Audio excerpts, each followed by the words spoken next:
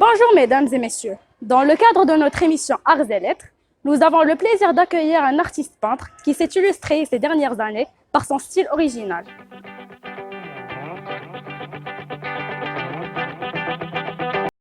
Monsieur El Ghazali, bienvenue à notre émission. Nous allons commencer d'abord par une question classique. Voulez-vous vous présenter à notre public, je vous prie? Bien sûr. Alors, mon nom c'est Monsieur El Ghazali. Je suis marié, père de 2 enfants. Je suis artiste peintre et je vis de ma peinture. Bien. Dans un premier temps, je voudrais savoir comment vous vous êtes mise à la peinture. Oh, c'est une longue histoire, hein. Je vais essayer de la résumer en quelques phrases. Quand j'étais petit, je me rappelle, on avait un grand grenier dans la maison. Et quelquefois, je m'introduisais en cachette dans le grenier et c'était pour moi la grotte d'Ali Baba.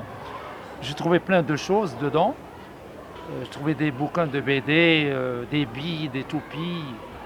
Une fois, je suis tombé sur une grande boîte avec beaucoup de tubes de peinture, des brosses, des pinceaux. Et je l'ai sorti et j'ai commencé à peinturlurer sur des bouts de papier, des cartons.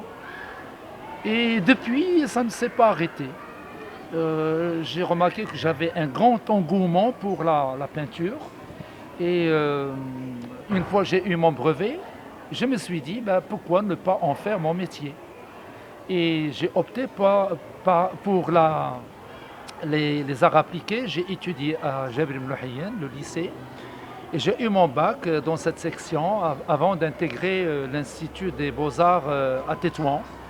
Après, je suis sorti, j'ai eu mon diplôme. J'ai exercé un peu pendant 3 ou 4 ans le métier de professeur d'art plastique. Et après, j'ai demandé mon année sabbatique et j'ai été étudié en Espagne, à Cordoba. J'ai eu un diplôme. Et puis, j'ai commencé à travailler professeur, artiste peintre. Et maintenant, comme j'ai une certaine notoriété, mes tableaux me permettent maintenant de vivre. Et j'ai arrêté le travail de professeur. Maintenant, je me contente de vendre mes tableaux et de vivre de ça. Génial. Avez-vous pensé dès le départ d'en faire votre métier? Comme je viens de le dire au début, non. En faire mon métier dans mon enfance, non. C'était juste une passion que j'exerçais. Mais une fois, quand j'ai eu mon diplôme, mon brevet au collège, à ce moment-là déjà, je pensais un petit peu à l'avenir. Et je me suis dit, oui, pourquoi pas. Et à ce moment-là, je crois, je commençais déjà à en faire mon métier. Bon, je dirais vers le coup de 14-15 ans, l'idée me trottait déjà dans ma tête. Oui, maintenant je voudrais savoir ce que la peinture représente pour vous. Franchement, c'est plus qu'un métier. La peinture, c'est une passion pour moi. Et même si j'avais fait autre chose, j'aurais continué à peindre toute ma vie parce que ça me donne plein de satisfaction. Ça me permet de m'extérioriser, ça me permet d'exorciser mes démons.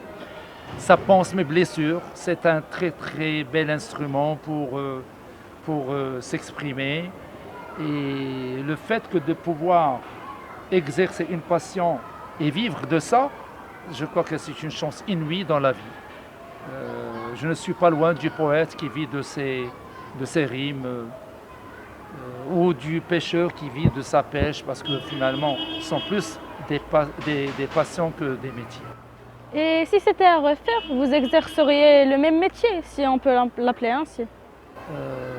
Certainement, oui, certainement. J'aurais fait la même chose parce que je suis très content, très satisfait de mon parcours. Et si c'était à refaire, je referais la même chose, sans aucun regret. Bon, Monsieur El Ghazali, il ne me reste qu'à vous remercier d'avoir accepté notre invitation. Nous vous souhaitons plein de succès dans votre carrière. Merci, c'est gentil. Merci à vous. Merci à vous.